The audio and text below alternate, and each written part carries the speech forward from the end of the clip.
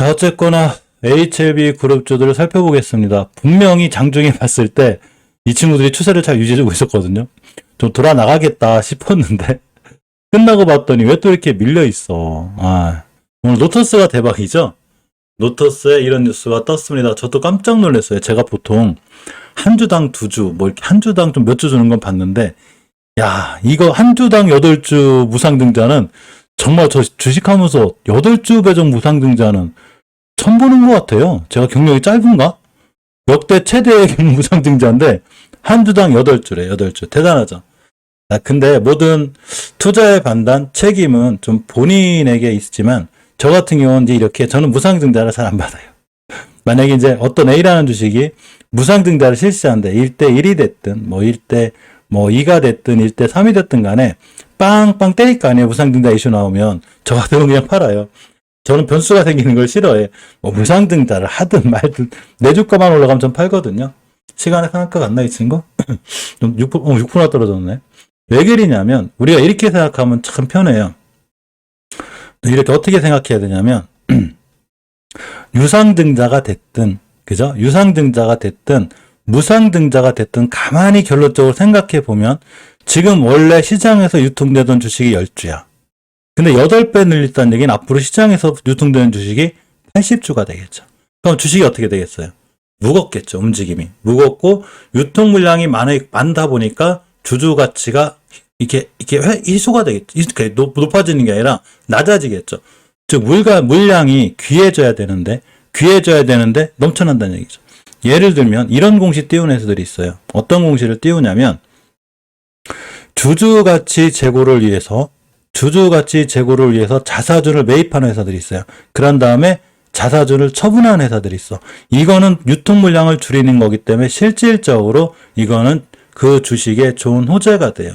좋은 호재가 되고 거꾸로 물량이 늘어나는 유상증자나 무상증자 같은 경우에는 시장이 늘어나는 유통 물량 수가 늘어나기 때문에 악재로 보는 게 맞아요. 그래서 우리가 생각할 때 그러면 그래서 6%가 떨어졌나 시간에 그렇게 생각하지 마요. 이런 것도 다 참고사항이에요. 주식은 무조건 추세에 순응해요. 자, 근데 가만히 생각을 해보니 제가 노터스가 이 친구가 유일하게 HLB 관련된 주식들 중에선 추세가 제일 이쁘다고 그랬죠. 그렇기 때문에 추세가 우상향인 종목이 좋은 거고 추세를 유지하거나 좋게 얘기한다는 얘기는 우리가 모르는 좋은 뉴스가 분명히 나온다고 그랬죠. 우린 몰랐잖아. 추세 전환가 턴이 됐어요. 그래서 이만큼 올라가니까 나온 거죠. 자, 그래서 이 친구 앞으로 떨어질지 올라갈지 저희는 그런 거 몰라요. 모르고 단지 이제 10,000원 하던 주식이 50,000원까지 갔다 오는 즉 5배 가까이 올라간 이런 주식을 생각하시면 돼요. 물론 주식은 저점 대비 10배 올라갈 수도 있고 20배 올라갈 수도 있고 30배 올라갈 수도 있고 이거 제가 이런 걸 맞추는 사람은 아니에요. 우리가 신규로 들어갈 자리는 없는 거예요. 물론 들고 계신 분들은 홀딩을 해도 되고 들고 가셔도 돼요. 일봉에서 5일선 함께랑 들고 가신 게 맞는데 저번에도 말씀드렸듯이 저는 사실은 전고점 왔을 때가 제일 무서웠어요. 이 친구는 이 근처에서 이제 매도하는 게 맞는데 어떤 자리에서 이 친구를 매수매도를 지나갈 건 본인의 판단에 있긴 하지만 항상 우리가 봐야 될 거는 10,000원짜리가 10만원이 되고 20만원이 될 수도 있지만 이렇게 5만원이 됐기 때문에 지금부터는 본인 판단하에 어느 정도 차익 실현하는 게 이렇게 좋고 우리가 벌써 얘기한 지가 여기니까 그죠? 많이 올라왔어요. 본인만의 기준을 갖고 잘 대응하는 게 좋고 최대한 버텨볼 때는 5일선 기준으로 깨지 않는 게 중요해요. 잘 올라가거나 급등하는 주식들은 절대 5일선 깨지 않고 아무리 타이트하게 봐도 30분 몽상 20선 같은 걸 절대 이탈하지 않거든요. 이렇게 보고 노터스는 대응하는 게 좋습니다. 결론적으로 1대8이라는 유상증자가 마냥 좋다고만은 생각되지 않는 게 제 생각이에요. 자, HLB를 보겠습니다. 무조건 HLB와 HLB 생명과학이 원래는 좋았거든요. 좋았다가 장 끝나고 나니까 안 좋게 끝났더라고요. 막판에 좀 밀렸는데 잠깐 공매도 좀 볼게요. 15% 나왔죠. 이제 뭐 20% 이상 안 넘어가는데 역시나 공매도가 꾸준히 나오고 있고 HLB 공매도는 못 말려요. 공매도 세력들이 제약바이오주는 계속 이렇게 매도를 하고 있어요. 공매도 세력들이 계속 매도하고 있기 때문에 방법은 없지만 자, 우리가 저렇게 하는 것보다도 반드시 지켜줘야 될 월봉에서 이전 저점을 깨지 않아야 되는 거예요. 여기서 그 어떤 뉴스 대차 대차 거래 HLB 생명과학이 반려견에 투자하는 거 이런 거 아무 의미 없어요. 그냥 뉴스는 전체적으로 다 참조 사항이에요. 호도현님 고맙습니다. 배지 다르셨네요. 자, 따라서 이전 바닥을 깨지 않는 선상을 잘 보고 계셔야 돼요. 이거 깨게 되면 추세가 밀리게 되고 더 깨질 수 있으니까 조심해야 돼요. 이전 바닥 가격이 저점이 28,400원이니까 28,400원 기준으로 잘 보시는 게 좋고, 자, 주봉에서도 중기적으로 추세의 전환과 턴이 돼야 되는 5주선 돌파 안착을 해야 되는데 5주선 돌파 안착을 못하기 때문에 역시나 아직은 추세가 깔끔하게 돌아섰다고 보지 못하는 거예요. 단지 옆으로 가죠. 이렇게 이전 저점 이탈하지 않는 선상에서 이렇게 박스권에 움직이는 거예요. 이렇게 하시면 돼요.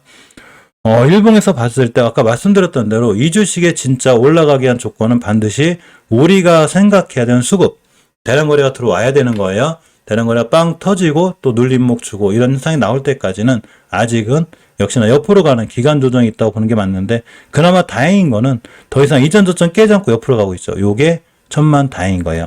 이렇게 보고 이해하시는 게 좋고, HLB 생명과학이 아까 좋았었거든요. 저 만원대 위에 있었는데 순간 이제 장 막판에 무너졌는데 좀 아슬아슬해졌어요. 이때 최저점이 9,760원이기 때문에 9,760원을 깨게 되면 추세가 우하향이 더 확증이 돼서 밑으로 크게 밀릴 수 있어요. 그래서 좀 굉장히 조심해야 되고, 자, 주봉에서 봐도 역시나 5선 돌파 한짝을 못 해주고 있고 추세가 다시 깨지고 있죠. 이렇게. 이거 깨면 안 돼요. 깨면 아무리 좋은 뉴스가 나오고 NDA가 어쩌고 저쩌고 리버세라는 아무 상관이 없어요. 깨면 그냥 무너지는 거예요. 그래서 이전 지점을 기준으로 칼같이 대응해야 되고, 지금은 역시나 신규로 매수하거나 우리가 사야 될 자리가 아니라 그래도 역시나 지금은 관망해야 되지 않나, 이런 생각을 좀 해보고, 일봉에서 봤을 때 이제 이전 저점이 9,760원인데 딱 100원 남았어요. 이거 깨면 안 돼요. 깨면 확 무너져요. 지금 HLB 제약이나 HLB 테라피틱스나 HLB 글로벌이 전체적으로 제가 추세를 다 깼다고 그랬죠. 월봉에서 새롭게 저점을 써가고 있고 이전 저점을 계속 깨물으면서 추세가 깨진 거기 때문에 제가 무조건 관망하라고 그랬죠. 특히 HLB 글로벌도 중기적으로 추세의 전환과 턴이 되는 5주선 돌파 안착할 때까지는 완벽하게 추세의 전환과 턴이 돼 있지 않기 때문에 지금은 무조건 관망합니다.